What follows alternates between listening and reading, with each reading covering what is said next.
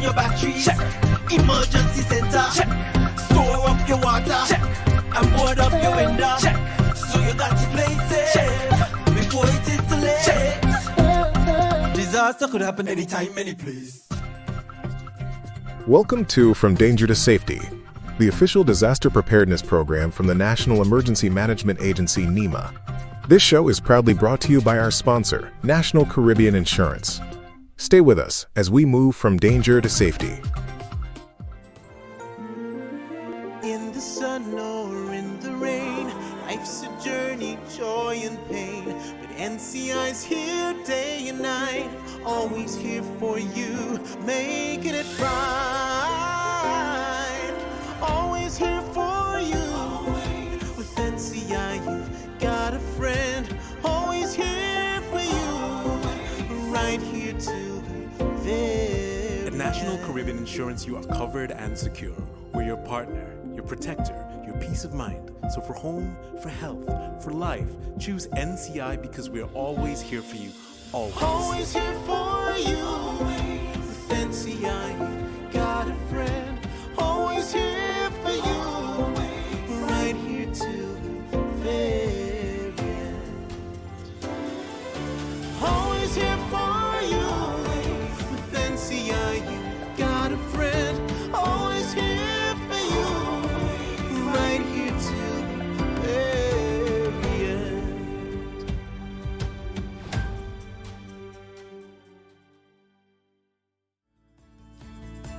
On today's program, we focus on what happens when the conventional communication systems, your cell phone towers, the internet, are completely knocked out.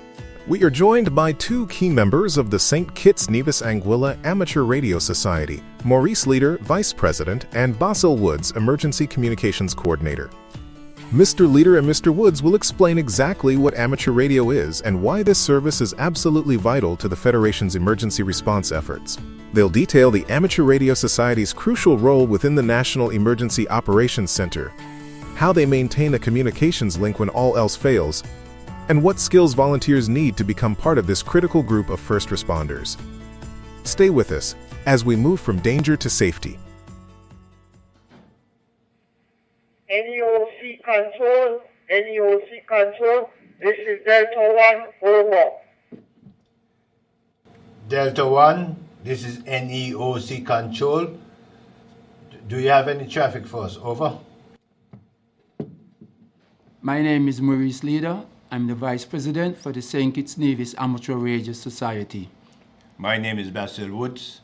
I'm the Emergency Communication Coordinator for the St. Kitts-Nevis Amateur Radio Society.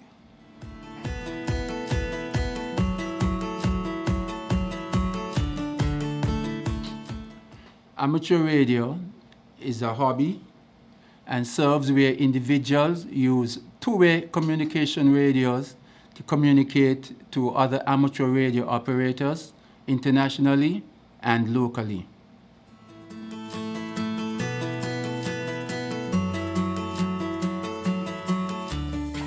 The St. Kitts-Nevis Amateur Radio Society started in 1973 at the old Red Cross building. Meetings are held every Tuesday in the month, first Tuesday in every month at the Red Cross headquarters. The executive members of the Amateur Radio Society are Roosevelt Howe, President, Maurice Leader, Vice President, Michael Blake, Secretary, Jessica St. Luke Warner is the Treasurer, and the Emergency Coordinator Chairperson is Basil Woods. Some activities are we train individuals in two-way radio communication. We participate in competitions, that's to contact other amateur radio operators worldwide.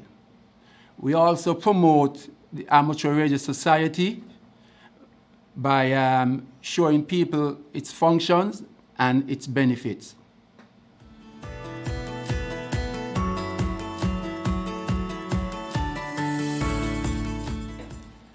Okay, since 1989, after the passage of Hurricane Hugo, and you realize they're going a long way back. After the passage of Hurricane Hugo, we realized that we can be more important by providing communication across the island. Because after Hugo, the whole communication system went down. There was no other way to communicate but by radio and amateur, and at the time we have some people they call CBS, amateur and CBS. They played a very important role in getting information from one point to the next. For example, from government headquarters to the Red Cross, from the Red Cross to the hospital, from the hospital to some of the police stations. So amateur radio persons played a very important role in that.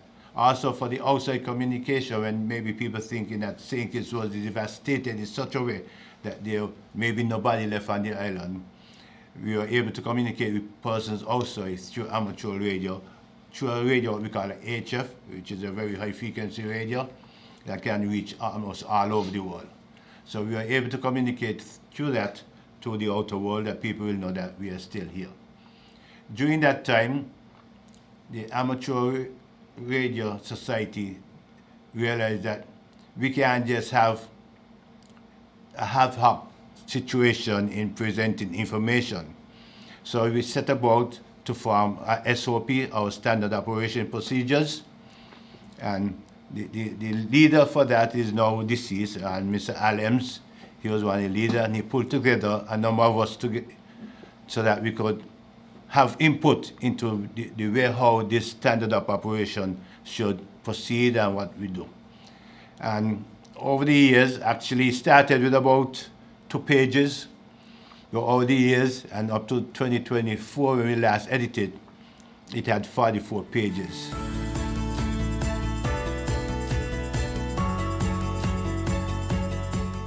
Okay, you see how far we have come from. In 1995, we had Louis and Madeline came through to these islands, and again the communication system went down. So we had to place persons like by the hospital, government headquarters, police station, and so forth, so that we could pass information from one point to the next. However, during the years, Nema has developed into a more structural body, and we find that our role became communicator operators in Nema. We handle all the communications for Nema, between Nema and the other entities like the police, the Red Cross, Amateur Radio Society, CDEMA, outside the country like in the USA and so forth. So we handle all those communications, radio communications for Nema during these times of disaster, if there be.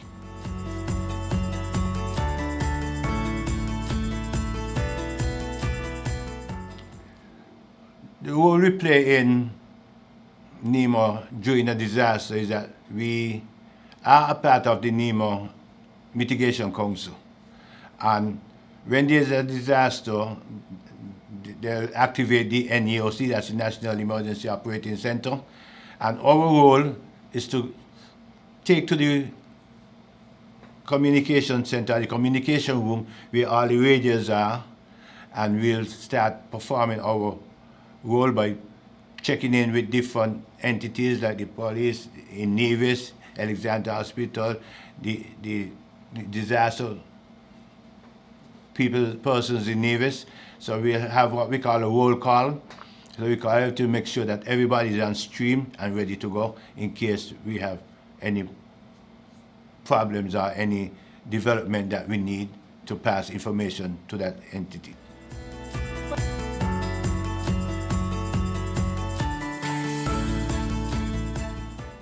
One of the things we said to persons that cellular phones are not good in disaster because they are limited to individuals. The issue that we have when we have in disaster is that even though you might have a cell phone, it might be working this minute, and the next second or so, it stops work because you have lost connection with the telephone providers. So cellular phone is not a good way of providing communication in disaster. So we stress that two-way radio communication is the best way. Not only that, it allows a number of persons to hear the information that you're passing, because most of the time there'll be a number of persons on the same channel or the same frequency. So if one person does not pick up the information, another person could pick it up. For example, suppose we have, in a disaster, we have the guts running, and somebody, maybe vehicle going down the gut. Somebody on the cell phone is only able to call one person. But somebody on the radio will say, look, this is happening, and a number of persons will be able to hear it and respond to the disaster, or respond to the threat. So that's why we say that two-way communication and what we call direct communication is important during a disaster.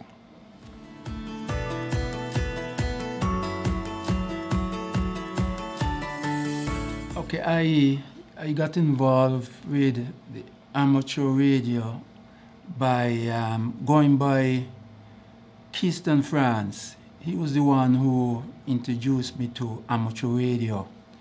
And also Henry, Ryan. I often pass by them and listen them, watch them operate their radios.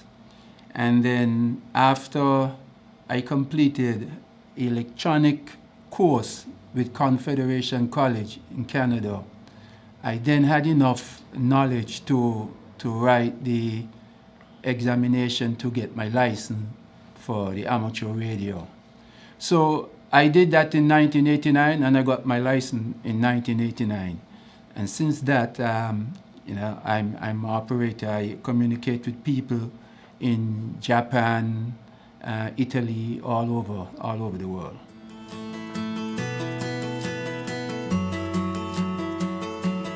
To join the Amateur Radio Society, you would have to complete an application form. After completing the application form, you will do a 12 weeks training in electronics. And completing the 12 weeks training in electronics, you will do a written examination. But to become a licensed amateur operator, you will have to pass the examination in order to get a call sign, V44 call sign. So you would have to pass the examination in order to become a member. Amateur radio is a very serious hobby. Actually, we take it so serious that you have to get a police record to become a member of the society. You have to get a police record to start the classes.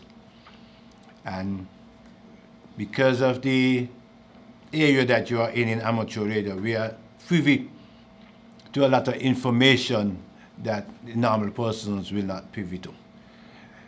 Not because you might see us with a handy. That's not really amateur radio. That is just our local communications that we walk around with. But it goes deeper than that. And we have to, once ago when we got our license first, we used to have to go and swear. That's a firm.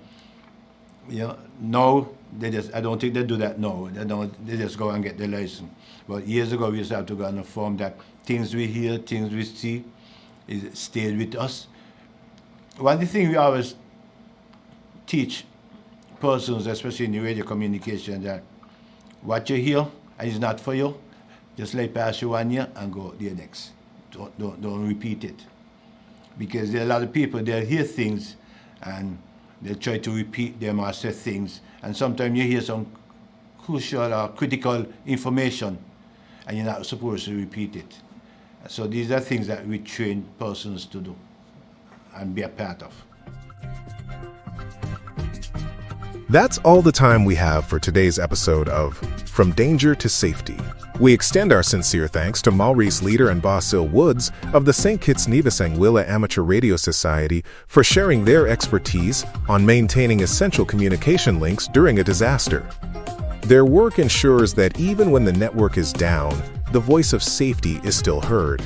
A special thank you to our sponsor, National Caribbean Insurance, for making this program possible. The program is aired every Tuesday at 1 p.m. on Ziz Radio with a rebroadcast on television at 8 p.m. It will also be available on Nema's YouTube channel and Facebook page. For more information on disaster preparedness, follow us on our social media channels. Join us again next time as we continue to help you move from danger to safety. So you got to play safe before it is too late. Disaster could happen anytime, any place. In the sun or in the rain, life's a journey, joy and pain. But NCI's here day and night, always here for you, making it right. Always here for you. With NCI, you've got a friend, always here for you, right here till the very At National end. Caribbean Insurance, you are covered and secure. We're your partner, your protector, your peace of mind. So for home, for health, for life, choose NCI because we're always here for you. Always. Always here for you. With NCI, you've got a friend.